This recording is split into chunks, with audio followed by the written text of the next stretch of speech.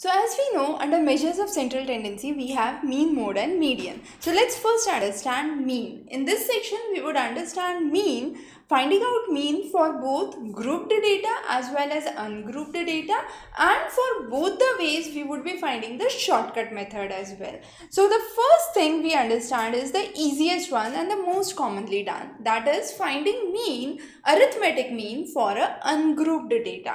Now I have four values. What are the four values? 50, 40, 15 and 15. For this I need to find out the mean. So what I would do is I am adding all these four values. So I add 50 plus 40 plus 15 plus 15, that is 90, 90 plus 30, 120 divided by 4. So 120 divided by 4 gives me 30. So my mean here is 30. And this is the very simple way of finding the arithmetic mean, the direct method. Now in this case the numbers were small, the numbers were easy, so it was easy to find. Now let's do the same question by the shortcut method. Now under this shortcut method, I assume any value as an arbitrary value. So of these numbers 50, 40, 15 and 15, I assume, let's say, 15 as my arbitrary value. Now when I take 15 as the arbitrary value, I take the difference of all numbers with 15. So 40 minus 15, 50 minus 15, 15 minus 15 and 15 minus 15. So both of those become 0. 40 minus 15 is 25. 50 minus 15 is 35. Now I add up the differences. So what I am trying to do here is the D, which is the difference. I add all these difference. It comes to 60. Now what I do?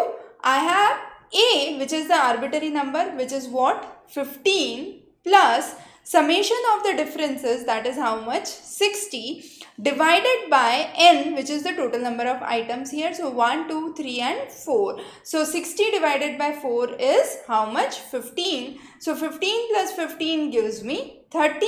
Again I have the same mean as I calculated with the long method, but here we applied a shortcut method, and this is the formula for the shortcut method. I take any value as an arbitrary value A, and then from that I take the difference of all the numbers and do a summation for those numbers, and then divide it by the total number of items. Add the arbitrary value to it, and finally we have the mean that is ready. So that this is the way we find the mean for a ungrouped data. Coming on to the grouped data. Now under the grouped data, what we would do is, again we would find mean by two methods. One is the general method, which is the long method as we say, and other is the short method. So let's first understand the long method. I have the group 0 to 10, 10 to 20, 20 to 30, 30 to 40, 40 to 50. So I take the mid value of each of those. So 5, 15, 25, 35 and 45. Now what I have is the units for each of those. So for the first it is 2. So I calculate the units are 4, 2, 3, 1 and 5. 2, 4, 3, 1 and 5. Now what I do is I multiply f, the frequency, with the midpoint. So I have the values as 5 into 2.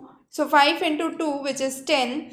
15 into 4, which is 60. 25 into 3, which is 75. 35 into 1, which is 35. And 45 into 5, which is 225. I add all these.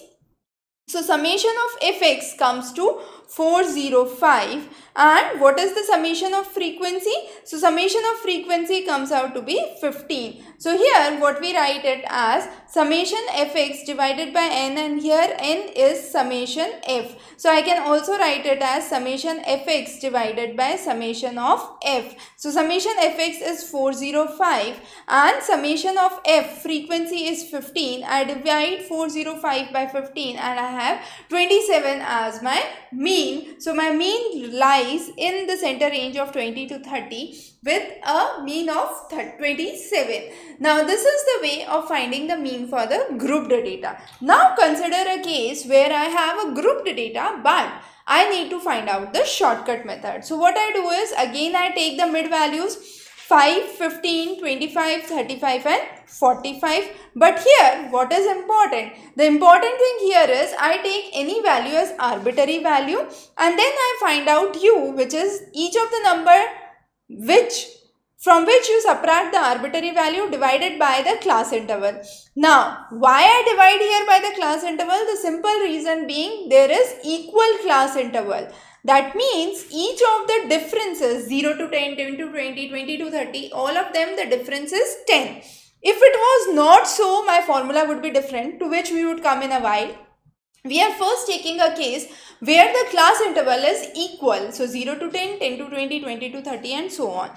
Now here I calculate u. U is x minus any arbitrary value. So I take arbitrary value, the base value as 25 here and divided by the class interval. So 0 to 10, 10 to 20, class interval is how much? Class interval is 10. So here I do 5 minus 25 divided by 10, 15 minus 25 divided by 10, 25 minus 25 divided by 10, 35 minus 25 divided by 10 and 45 minus 25 divided by 10. So my values are 0, minus 1, minus 2, 1 and 2. Now what I do is I multiply frequency with this values that I have obtained. So 2 into minus 2 is minus 4, 4 into minus 1 is minus 4, 3 into 0 is 0, 1 into 1 is 1 and 5 into 2 is 10. I sum up all these, I get 3. Now I substitute this in the equation here. So a, which is the arbitrary value, that is 25, plus summation of fu is how much? 3 divided by summation of f. Summation of f is 15. So 3 divided by 15 into class interval 10. So that is 30 by 15. So which is 2. So 25 plus 2 makes it 27. So my mean value for this group data again comes to 27. Now this is a method I have applied when the class interval is equal. I repeat again. What would happen if the class interval is not equal? When the class interval is not equal, what would be my u? My u, rather than being the number minus the arbitrary value divided by the class interval, I would keep this formula simple, number minus the arbitrary value that I take into account. And here again my formula would change. So my formula would be a plus summation of fu divided by summation of f. I would not multiply h again here because here my class intervals are different. So I cannot have 10, 100 as one of the values because each of the class interval, it can be 0 to 9, 9 to 4, 9 to 14, 14 to 28. So the class intervals vary. Now, when you do not have a common class interval, you cannot take class interval into account. And therefore, u would be x minus the arbitrary value. And finally, when you are calculating mean as well, you won't be adding h to it, which is, you won't be multiplying h, which is the class interval in this scenario. So, when the unequal intervals are there, you have this formula. So this is the formula for unequal interval and this is the formula for equal interval. Clear? So these are the ways under which we can calculate mean for both the grouped data as well as the ungrouped data through the long method as well as the shortcut method that we have understood in this session. To find out median, we calculate the mid value. Now to find out mid value, first of all, the most important thing is we arrange the data either in a ascending order or in a descending order. So all the numbers should be arranged in a proper sequence. Then we do a simple formula where we apply n minus 1 by 2 term, that is the value or that is the median. So let's take two different examples. In the first example, we have the values as 5 different values. So those are 50, 40, 15, 15 and 5. 5 values, so 5 plus 1 by 2th term, which is the third term. So third term here would be 1, 1, 2 and 3, which is 15. So in this case, the median is 15.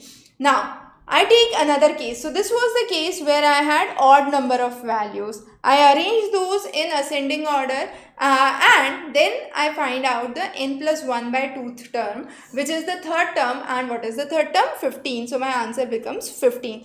Important to note, we don't just stop on the third term.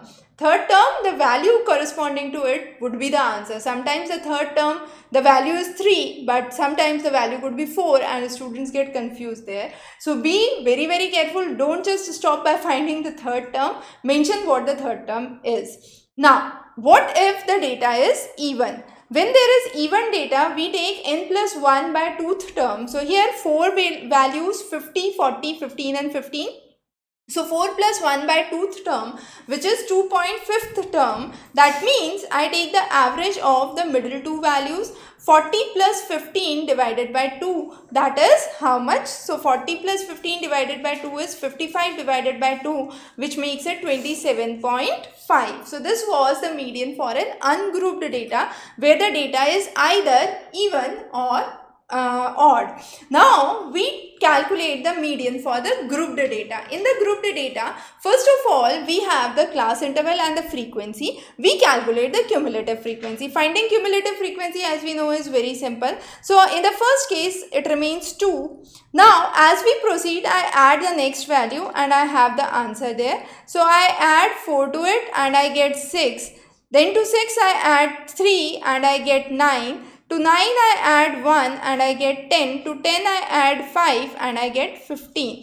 So I have my cumulative frequency 15. Now median for a grouped data, the formula is simple. L plus n by 2 minus c divided by f into h. Let's first understand the notations. So L is the lower limit of the median class. Now how do I calculate the median class? My cumulative frequency is 15. So 15 by 2th term, which is 7.5th. So 7.5 would lie where? 7.5 would lie in the range between 6 and 9. So here would be the value where I would have 7.5, and so I take this as the median class. So I know my median class, which is 20 to 30. So L is the lower limit of the median class. So here median class is 20 to 30, lower limit is 20. So I do 20 plus n by 2. N is the cumulative frequency. So 15 by 2 minus the cumulative frequency of the preceding class. So preceding class is 10 to 20 and the cumulative frequency for this is 6. So I do 15 by 2 minus 6 divided by the frequency of the median class. So that is how much? So frequency of the median class is 3. So I divided by 3 multiplied by class interval, which is 10. So that makes it 20 plus 7.5 minus 6 divided by 3 into 10, which is 20 plus 30 by it would be 15 by 3, which is 5. So 20 plus 5, so this gives me 20 plus 5, which is 25, and 25 becomes my median. I repeat, the notations for this formula are important. L is the lower limit of the median class, which is 20. N is the cumulative frequency. C is the cumulative frequency of the pre-median class, the class before it. F is the frequency of the median class, not the cumulative frequency, but just the frequency of the median class. And H is the class interval. So with this we calculate median. So that is how we find the median for a ungrouped data and a grouped data. Let's understand mode. So mode is a value that occurs most frequently in the distribution, and we call this as mode. Now we have two examples in the ungrouped data. So we would be calculating mode for both the ungrouped and the grouped data today. In the ungrouped data, it is very, very simple. So I have in the first case 5 values, 50, 40, 15, 15 and 5. Now here 15 occurs twice. So 15 is the mode, but there is only one number which is occurring twice, and therefore we call this as a unimodal distribution. So you have only one mode that occurs twice, and therefore it is unimodal. It can occur thrice, 4 times, 5 times, but there is just one value which is showing a repetitive behavior. So it is unimodal. The next is another case of ungrouped data where I have example as 50, 40, 40, 15, 15. So I have two values which are occurring twice, 15 and 40. Now, since there are two values which are occurring, both of these values are occurring twice, we call this as bimodal, because there would be two peaks that would be witnessed. If there are values which occur 3 times, same number of values occurring 3 times, we call this as a trimodal, and there can be multimodal as well. So there is how we understand mode in a ungrouped data. Very simple. The maximum number of time you have the repetition for the distribution.